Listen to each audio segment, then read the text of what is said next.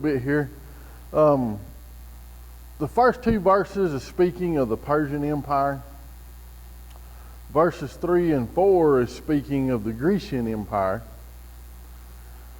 5 through 35 is speaking of the Seleucid and the Ptolemy rivalry between those two. And they call the books between the time between the Old Testament and the New Testament, they call it the silent years. There's been books written on it. Well, it's not silent. It's telling us right here in Daniel chapter 11 what went on. Way before it happened. 36 through 39 talks about the willful king, the Antichrist. And then 40 through 45 is the wrapping up of the age. I mean, it's the end of the world as we understand it, you know. So we'll begin in Daniel chapter 11. It says, "Also I, in the first year of Darius the Mede, even I, stood to confirm and to strengthen him."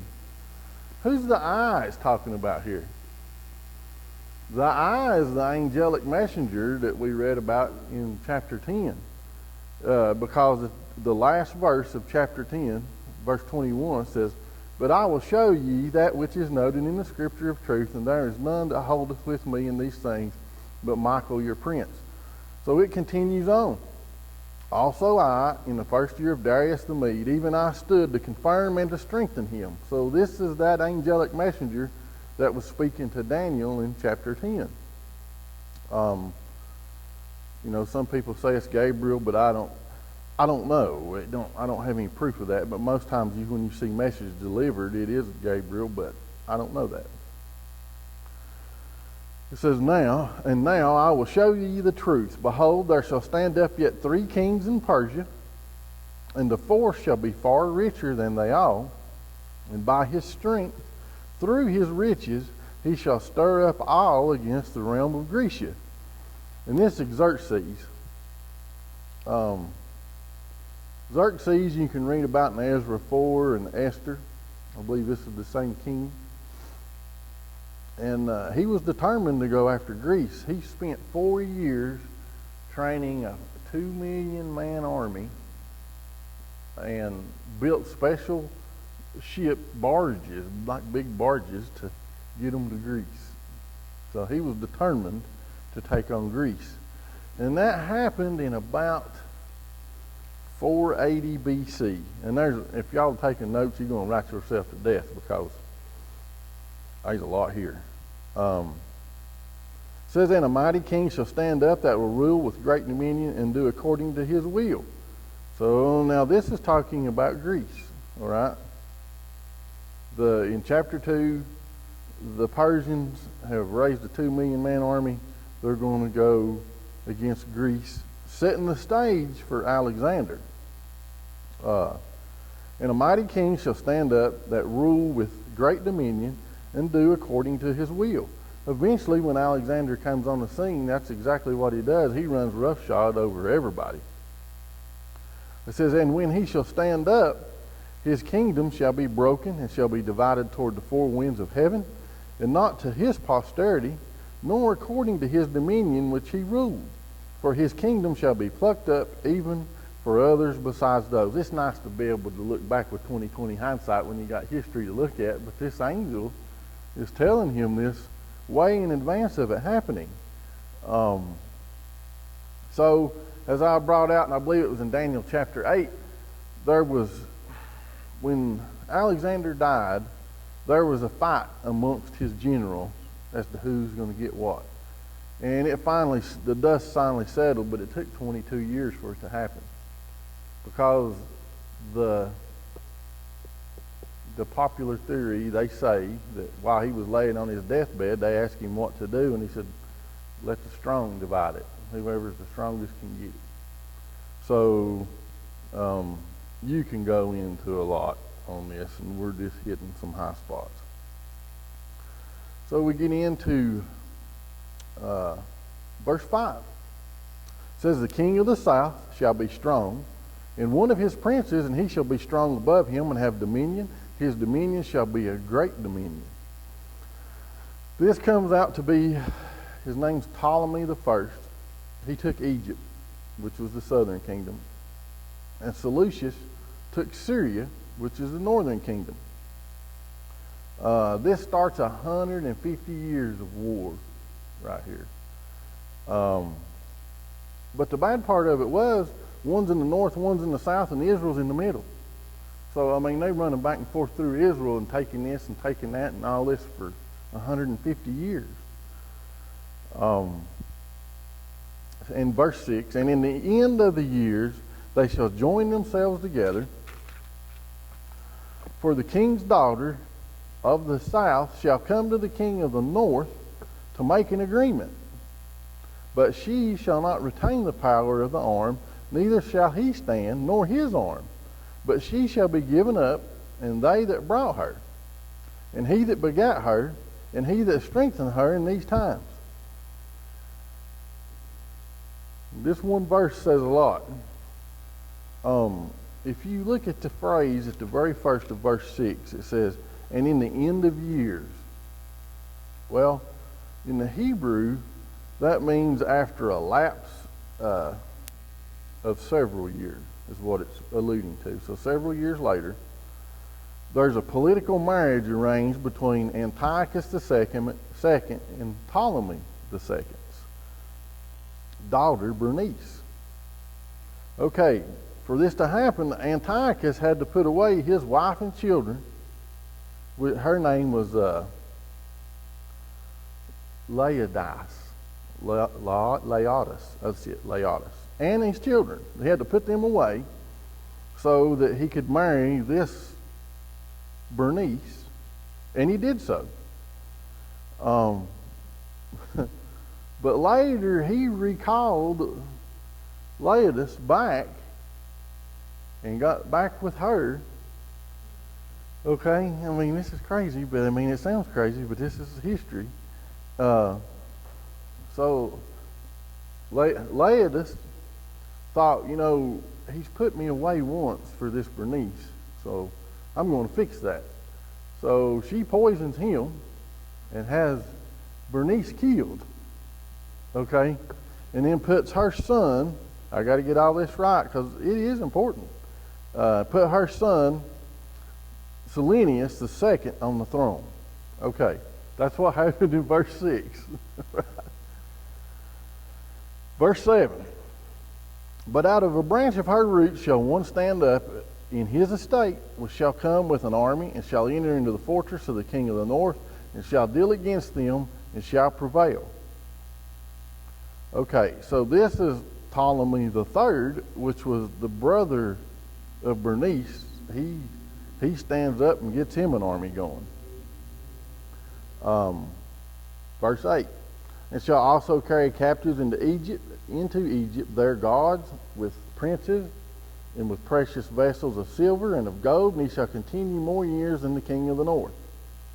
So this feller goes in, Ptolemy III, goes back, conquers them, takes a bunch of treasure, and it's just this whole thing is a mess. But I hope I'm laying it out till we can.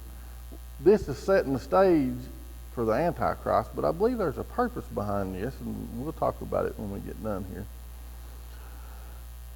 Verses 9 and 10.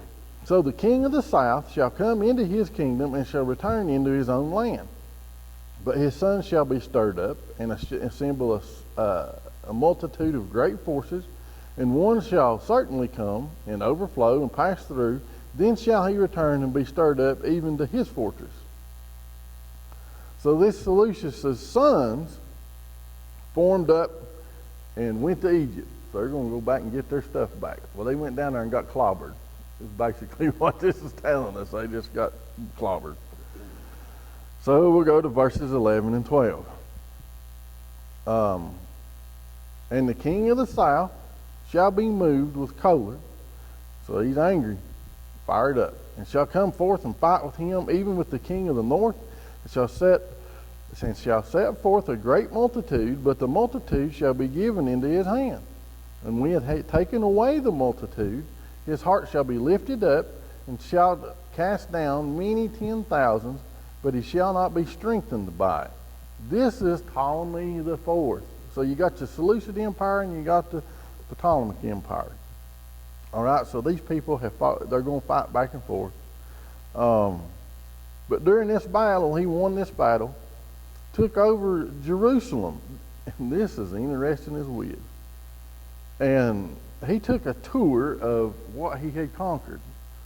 When he got to the temple, they were showing him a tour of the temple. I mean, when the man that conquers you wants to see something, you kind of show him around. Well, he wanted to see inside the Holy of Holies. And they said, no, that don't work. So, and this is from history. So he pressed the matter, but was denied entry because of paralysis. God paralyzed him, is the way I understand this. I mean, he tried to get in and it was paralyzed and couldn't go in. So I thought that was very interesting. I'd never come across that before. I told somebody I've got notes and notes and notes on Daniel, but every time I do Daniel, I just start over. And I learn something new every time. And there's so many different ways you can go with Daniel. We've hit a lot of prophecy. In these 34 or 5 verses we'll go through today, there's 135 prophecies in that were fulfilled. But when you can take world history and tie it to events in the Bible, it makes it come alive for a lot of people. I've had a lot of people tell me that. So anyway, this feller, he recovers from his paralysis, but when he does, he blames it on the Jews, and he persecutes many Jews. That's what it's talking about down here. Cast down many 10,000s, but shall not be strengthened by it. That's part of what it's referencing. So we'll go on to verses 13 through 16.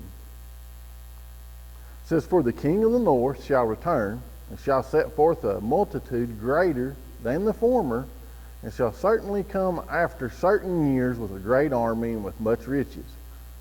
And in those times there shall many stand up against the king of the south. Also the robbers of thy people shall exalt themselves to establish division. Now he's talking to Daniel. So the robbers of your people shall exalt themselves to establish division, but they shall fall. So the king of the north shall come and cast up a mount and take the most fenced cities, and the arms of the south shall not withstand, neither his chosen people, neither shall there be any strength to withstand. But he that cometh against him shall do according to his own will, and none shall stand before him, and he shall stand in the glorious land, which by his hand shall be consumed. And the glorious land is Israel. And this is where we're introduced to the feller that we're really kind of interested in, and this is Antiochus the Great. He's the king of the north. And he comes down against Ptolemy the Fifth, the king of the south in Egypt, and defeats him.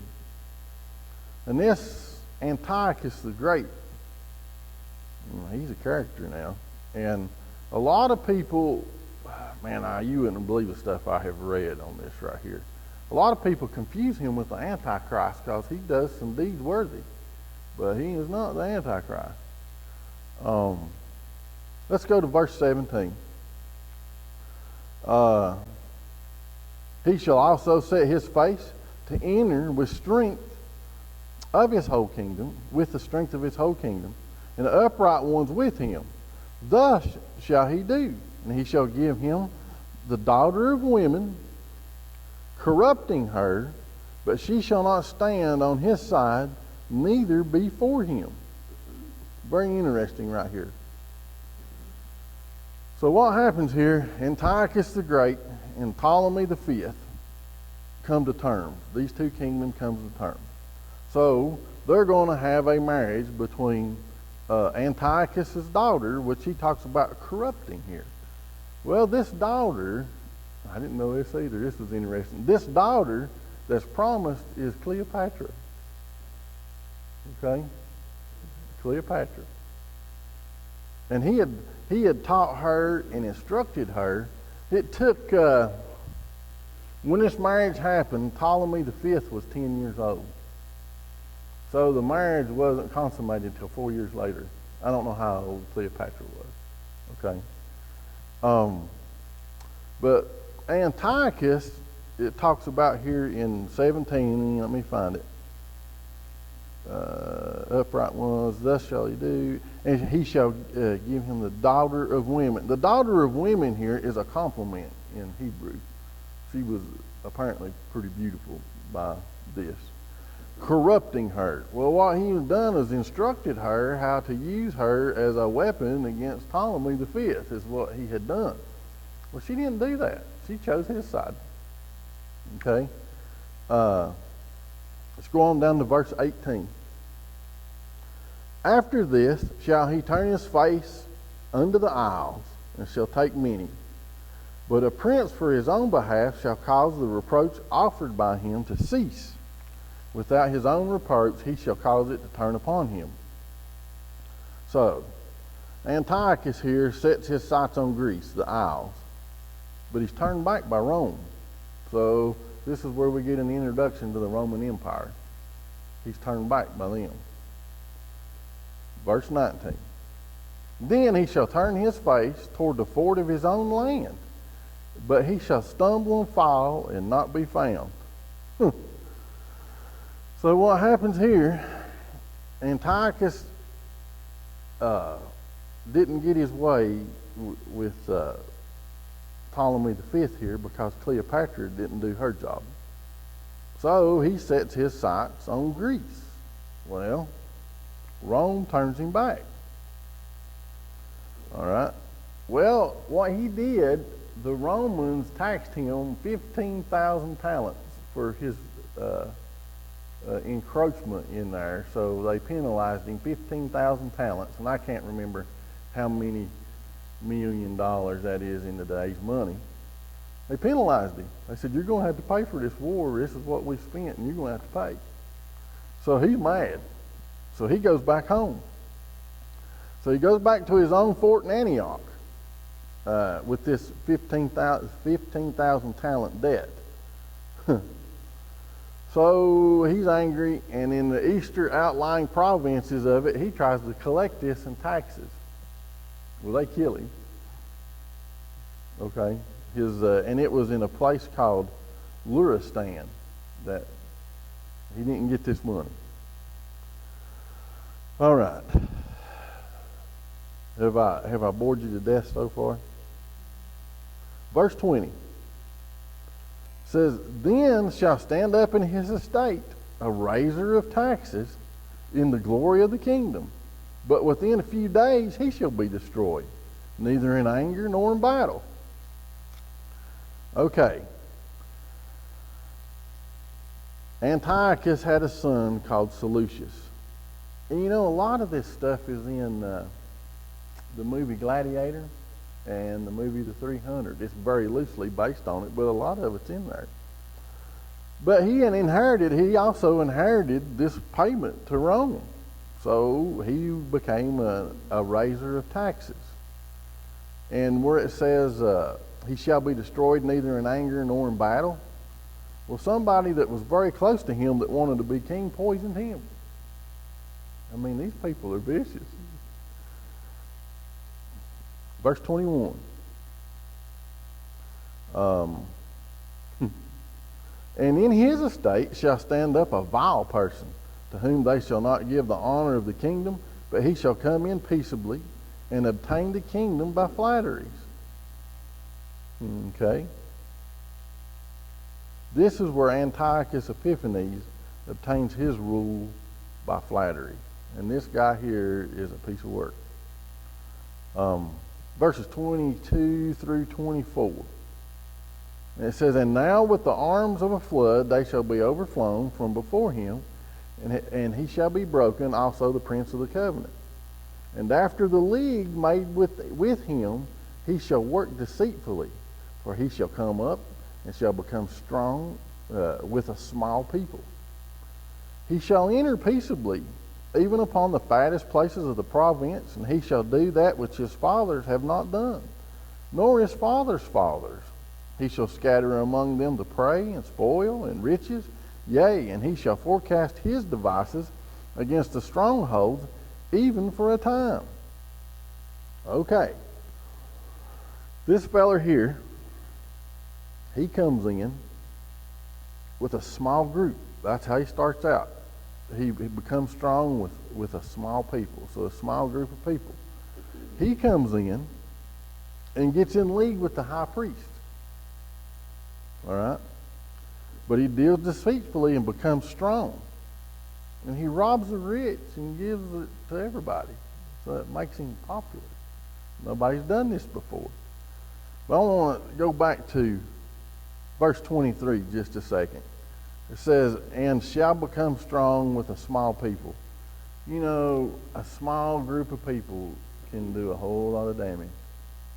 You look at our Supreme Court, Roe v. Wade. I mean, and some of the decisions they've done lately. That's a very small group of people that can direct the direction of a nation.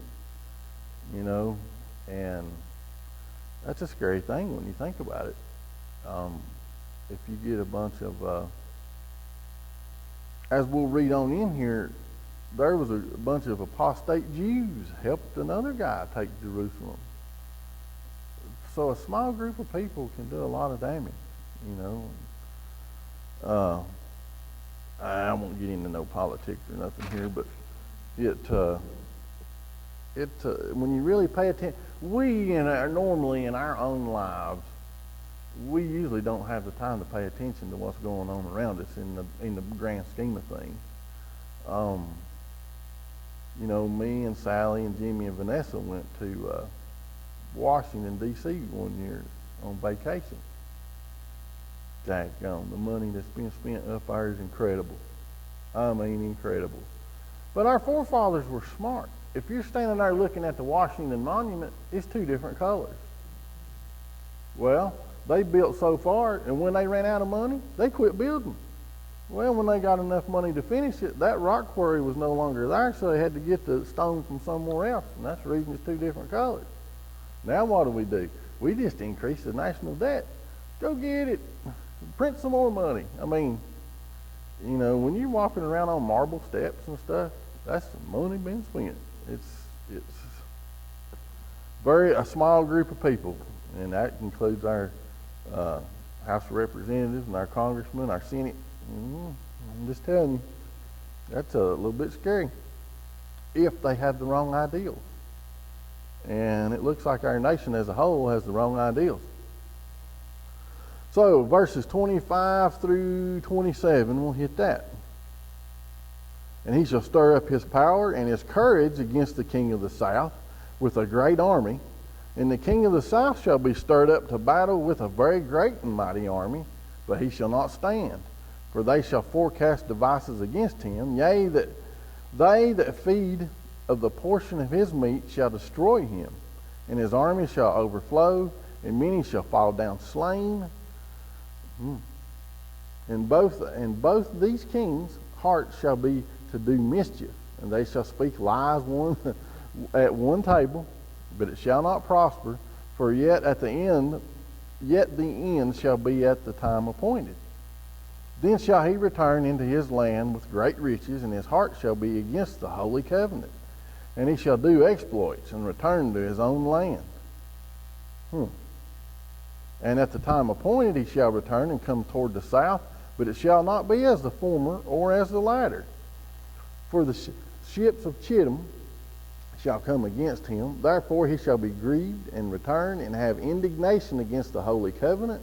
So shall he do. He shall even return and have intelligence with them that forsake the holy covenant.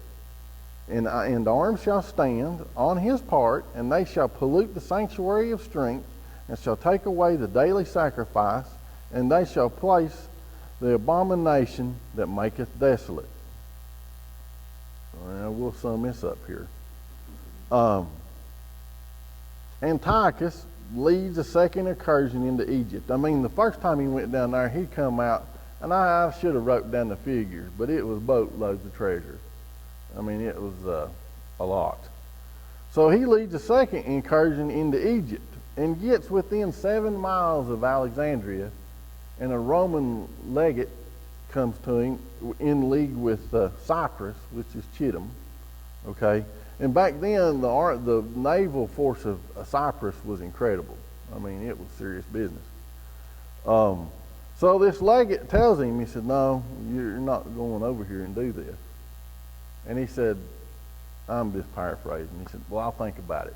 Well, a group of Roman soldiers made a circle around him and said, "You don't leave the circle till you give me an answer." So his answer was, "Okay, I'll go back home." But he was within 7 miles of Alexandria. Y'all have heard of the library at Alexandria. So he goes back home. Well, when he gets back home, he hears that there's an uprising in Jerusalem led by the high priest Jason, which he had disposed of, pushed him out of the way and put another high priest in his place. So he goes to Jerusalem with his army, and he slew 40,000 Jews. But he was given help by a group of apostate Jews to make this happen. Crazy. He prohibited Jewish worship, and he dedicated the temple. He erected a statue of Jupiter in the holiest of holies. Okay? And then he offered, first time he took swine flesh and boiled it and sprinkled the water on the mercy seat. Oh, my goodness. And then, well, we'll stop there for a second. Peggy said, that's dangerous. Well, you can read in history, Caligula wanted to, he sent a note to we'll call him the sheriff of Jerusalem at the time, wanted him to go in and desecrate the temple and stop the daily sacrifice. And he said, "No, I'm not doing it."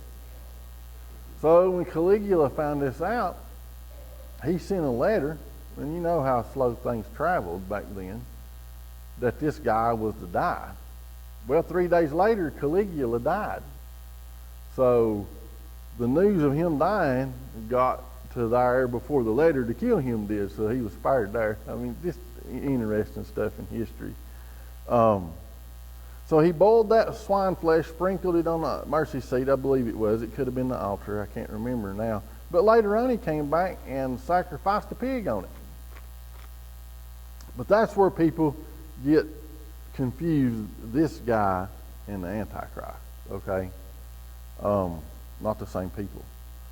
Let me see here if I've left out anything out of that.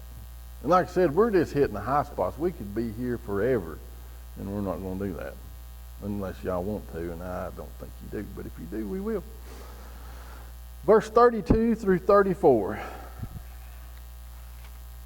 And after this, we get into the meat and taters, and we probably won't do that till next week. Verse 32. And such as do wickedly against the covenant shall he corrupt by flatteries, but the people that do know their God shall be strong and do exploits, know their God. And they that understand among the people shall instruct many. Yet they shall fall by the sword and by flame, by captivity and by spoil many days. Now when they shall fall, they shall be hoping with a little help, but many shall cleave to them with flatteries. Okay. And you can read about this in the book, first and second books of Maccabees, which I just take as history. Pretty interesting. He's resisted by this group of Maccabees.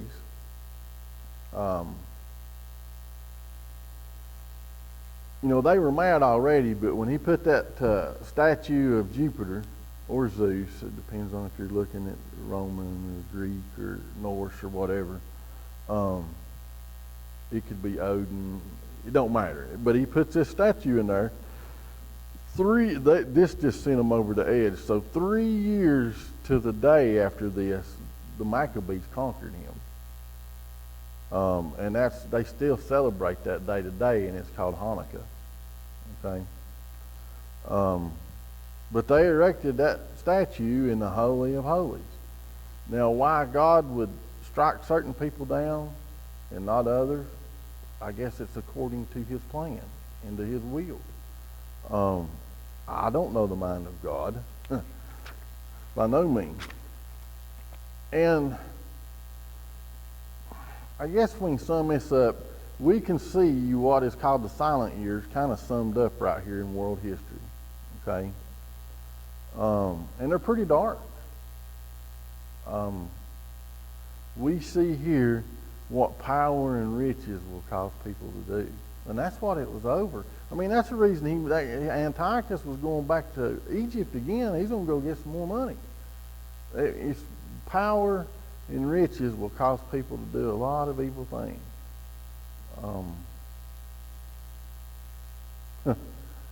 There's some things going on now I just do not understand. That common sense wise, they make no sense to me. And up to this point that we're reading here has been history. And from where we'll go forward here is future. Is the stage being set? Possibly. We'll talk about that a little bit.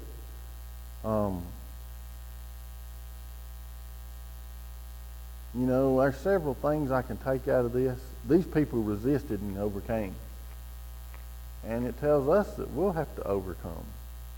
You know, and overcome comes from strength. Not strength of ourselves, but strength through Christ. You know, be strong in the Lord and the power of his might. I don't know what's coming. I have no idea. They look pretty dark because if you look around, follow the money. A lot of problems, follow the money. It's a mess, and I don't think it's going to get any better. Just like the supply chain that we have now. I've been talking to some people in the industry, and they're saying if nothing changes, it'll take 2 years to get the supply chain back where it was. 2 years. There's longshoremen on these ships that carry 90% of the world's trade is what these ships do. These guys haven't been home in 7 months, and they're ready to quit. Well, if they quit, it gets even worse. So we know that when the Antichrist does step on the scene, there's going to be a calamity going on, and people are going to be looking for answers, and he's going to have them. Are we headed for a calamity? Very much possible. You know, I talked to one manufacturer, and he told me by the last quarter of this year, he wouldn't have any batteries to sell because he can't get the raw materials to make them. I mean, it goes on and on the list. I'm not trying to paint no picture of doom and gloom. My redemption draweth nigh is all I can say, you know. Do you really? What's that now? I'm sorry. Yeah.